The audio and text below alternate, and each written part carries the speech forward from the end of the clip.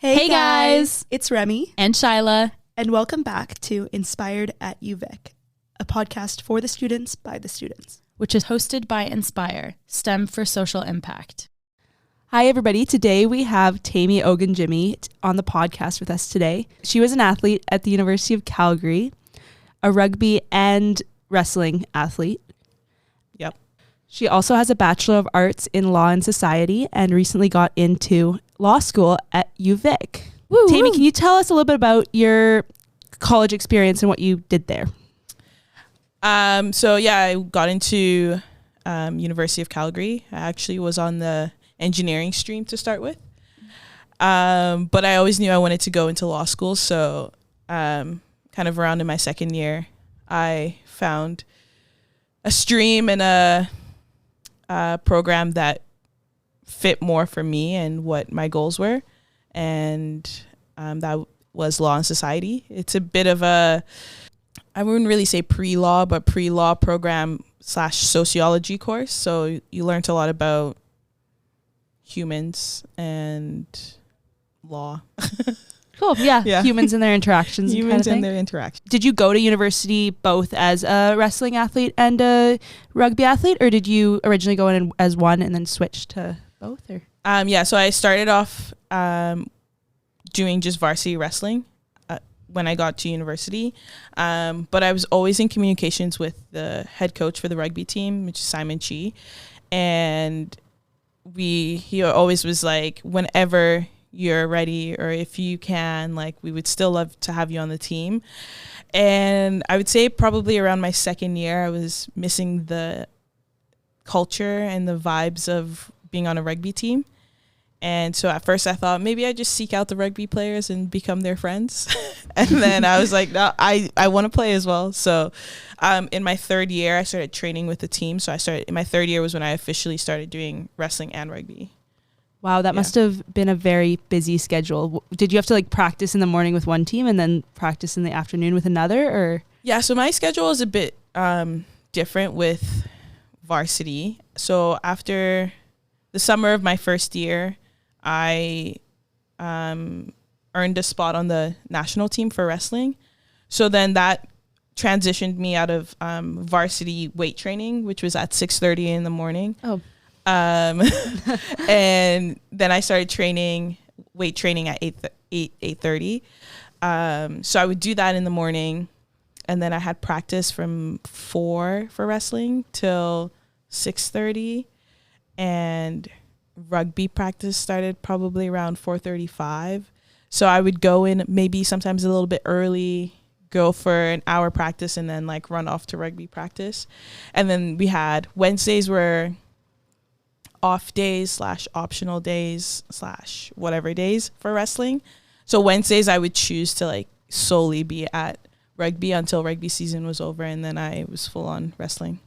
Wow. That's crazy. How did you find the transition from high school to being student athlete in university? Because it sounds like your schedule was pretty intense. Yeah. So in high school, my last year of high school was actually very crazy when I think about it. My high school that I went to didn't have a wrestling program anymore. So I had to travel to another school to practice and train, but then compete under my high school still. So I was running from my last class to get on the bus to run to another school, train with them, and then go home, study, eat, go to sleep, do homework, whatever. So I feel like that hustle, and even when I was in high school, I played all the sports that I possibly could. So I was always busy, and that hustle mentality never really, the transition felt the same when I was going to university. But I feel like educationally, there was a bit of a learning curve there. High school is different than university school. Yeah, definitely. Yeah, a lot more independence, but I guess when you're that driven in high school, it's probably a little bit easier to make the it's probably different than maybe your peers because you'd been making the trip to another high school all the time. I did underestimate university at the beginning because I was like, oh, high school, I wouldn't say it was a breeze, but I was doing well, able to manage everything and juggle everything. And then university hit me. It was like, no, you actually need to slow down a little bit or find more time to study. Yeah. Did you have any like tools or anything that helped you stay organized during the season, or was it just kind of a grind mindset? I would like to think that I had some sort of like organizational book, like an agenda almost, which I kind of gave up after my third year. After you joined rugby. It's like, there's not enough lines in this book for all the things I have to do in a day. I try to, I'm a big list person. I like to make lists and then cross them off. I love a list. Good. So satisfying. Yeah. So I would make a list like either at the beginning of the week or end of the week or midweek, whatever, and just try to plan to make sure I was getting the necessary things done. Yeah. And was there anything at like the start of a semester that you would do to like try and stay organized? I don't know. So my first year, probably not, because I was like, what is this? Then my second year and moving on, I, at the beginning of each semester, would like make sure I had all the deadlines, all the due dates, all the important things that I had that I already knew were coming based on the syllabus, and just write those down, put them in my calendar, and like give myself like a week notice for anything really big to make sure that I've already either gotten started on it or haven't forgotten about it. Yeah, I feel like that's definitely something that's easy to do, but it's overlooked by a lot of first 100%. Years and stuff, which 100%. Is crazy, especially if you're on a team and you maybe don't have your own schedule, like you're not in control of your own schedule. Yeah. I could see how that would be challenging. That was definitely one thing that I was like, I can't not do this because I'm going to drown and it's not going to be fun. Yeah. And I'm going to fail out of university. Yeah. But you didn't. But you're here now. Thank goodness. So. Awesome. With that, like, I feel like the organization is super important for travel. How did you stay motivated when you were like traveling with these two separate teams? I feel like you would have been traveling most weekends. I was fortunate enough that the way the seasons work, rugby season was very heavy. It was 2 months, I think, the first 2 months, and it was very heavy. And wrestling season was that was kind of our preseason. So we didn't have to travel at all during that time. Okay. So it was just rugby. But did you have to like find any motivation when you were like on the road, or was that just like the culture of your team? Definitely. Like, I think a bit of both. Everyone on the rugby team, for the most part, because at the time when I was getting started with the rugby team, we were still like, we had a big trip to BC, and we wouldn't fly, we would bus. So it'd be like 16-hour bus drive from Calgary to... I feel like that's changed now. More funding, support women's sports. Yeah, we love that. So we would all kind of do our homework on this bus, which actually I didn't mind too much, because you had so much time that you can be like, I'll find some time to do it. You got bored during the 16 hours and you would be like, let me get some reading done or something. So yeah. As like an athlete, were you given any tools, like study tools or like access to tutors or anything? I know some schools do that. We definitely had access to tutors. We had like athlete study session times. Okay. I never attended those. I find that I motivate myself on my own. And if I'm then like in a space with other people, I can get distracted a lot more easier. Like, that's valid. Rather than like if I'm set up in a place and someone comes into my space and I can tell them my boundaries, like, I'm getting my work done. You're free to sit here and we can chat here and there, but I still need to get my work done. So now looking more, I guess, towards your goals, how did you make your habits of balancing school and I guess all of your sports activities, it's kind of aligned with your goals, I guess, for your future, for your career?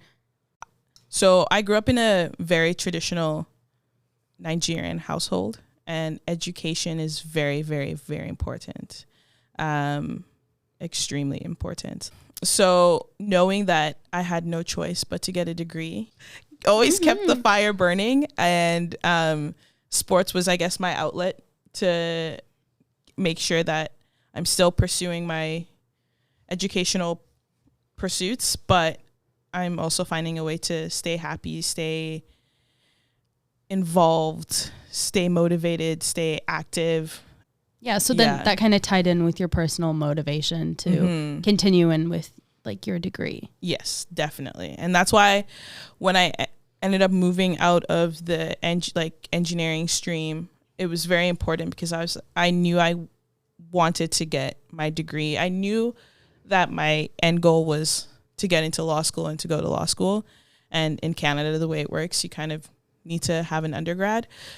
So I think that was my initial and constant drive, even after getting out of school, like everything I've done and how I've kind of moved through life post university has just been like, I know my end goal is to get into law school. And sports was a good way to keep me sane while doing that, but at the same time not, because I'm sure you know, Remee, sports is very, very hard. It can be challenging. Yeah, definitely.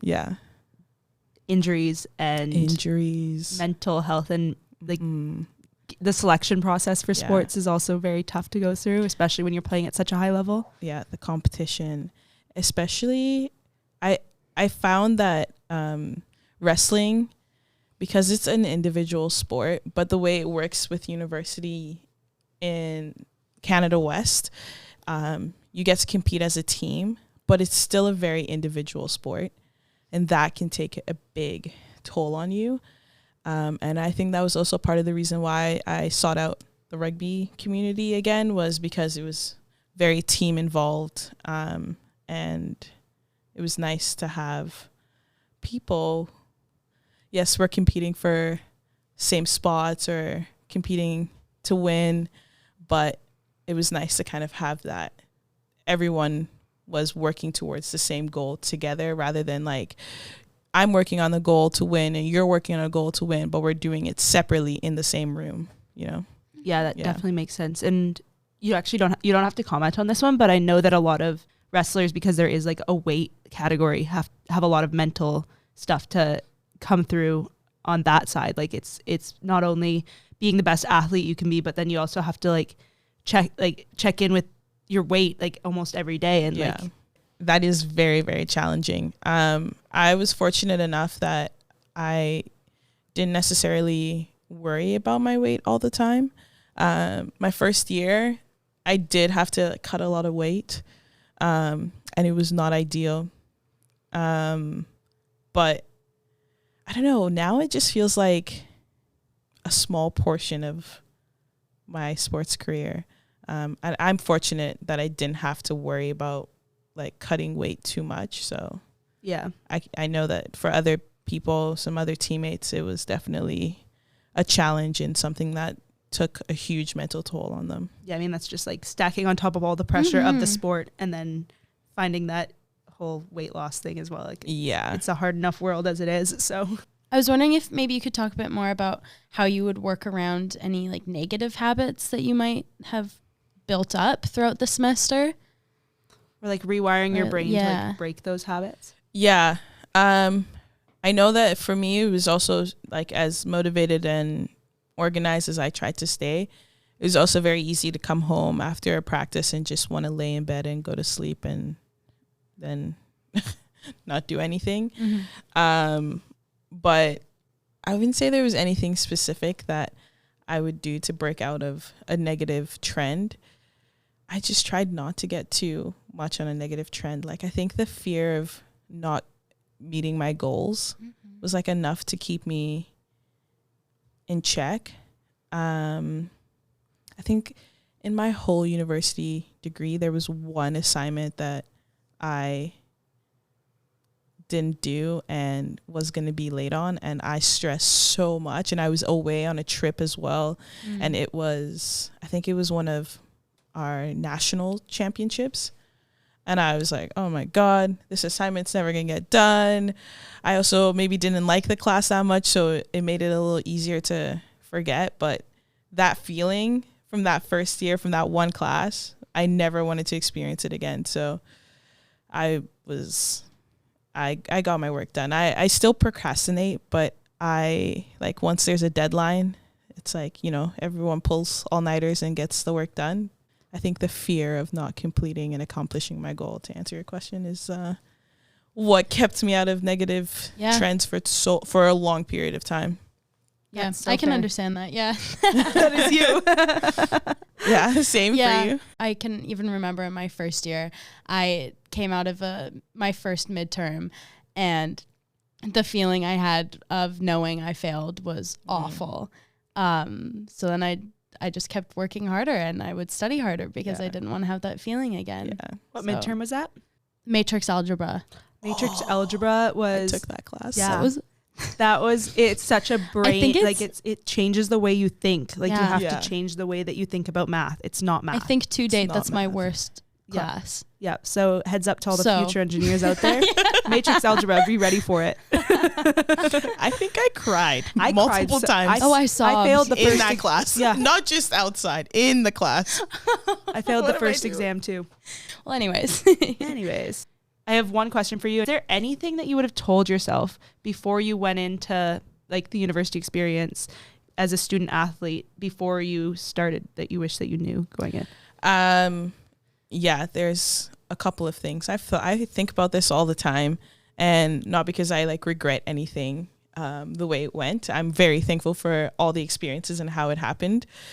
I wouldn't underestimate university to start with. I thought that because I was able to manage high school and sports so well that it would just transfer over into university. And it didn't the first year, but obviously then I was able to figure it out. But that would be the first thing I would tell myself is don't underestimate this. And I feel like someone probably already told me that before going into university. And I was like, it's you fine. have to experience it. Yeah, exactly. Yeah, don't underestimate it. Be ready to be very prepared and ready to like tackle school the same way I was tackling sports. And the other thing, I guess this one's a bit more personal. I don't know how many people would actually struggle with it, but because I was also on a team and then pursuing my educational goals, I would tell myself to be more vulnerable and willing to accept outside help or like outside support from teammates and friends. I feel like that's such a big thing, especially with such high achieving people, is feeling like you can do everything alone, but it can be so much easier if you just like accept in a little bit of help. And it's not a thing that makes you weaker. It's not a thing that like is gonna hurt you in the long run. It's actually gonna help you because then you can build those connections. And definitely, I think that that's something that is a super strong thing to learn earlier in life. Yeah, I wish 18-year-old me knew that. Yeah, we're all a little bit stubborn, so 100%. I think that was a good place to end it. Awesome. Well, cool. Thank you so much for coming on, Temi. Thank you for having me. Awesome.